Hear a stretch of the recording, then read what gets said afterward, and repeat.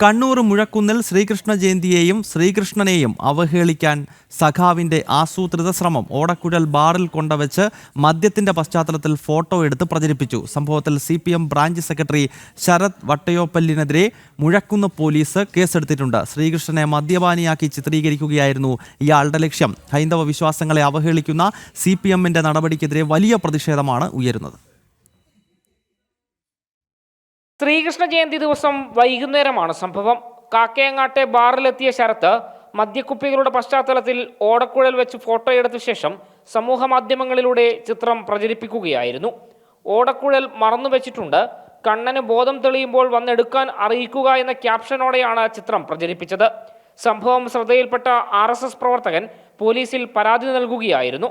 തുടർന്ന് ബാറിലെത്തി CCTV ദൃശ്യങ്ങൾ ഉൾപ്പെടെ പരിശോധിച്ച ശേഷമാണ് CPM വട്ടപ്പോയിൽ ബ്രാഞ്ച് സെക്രട്ടറി ശരത്തിനെതിരെ പോലീസ് കേസെടുത്തത്.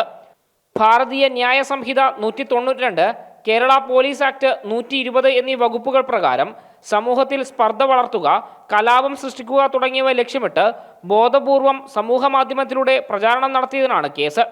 നിരവധി ക്രിമിനൽ കേസുകളിൽ പ്രതി കൂടിയാണ് ശരത്ത്. നേരത്തെ ശ്രീകൃഷ്ണ ജയന്തിയോടനുബന്ധിച്ച് മുഴക്കുന്ന് ഭാഗത്ത് ബാലഗോകുലം ഉയർത്തിയ ബോർഡുകളും പതാകയും CPMകാർ നശിപ്പിച്ചിരുന്നു.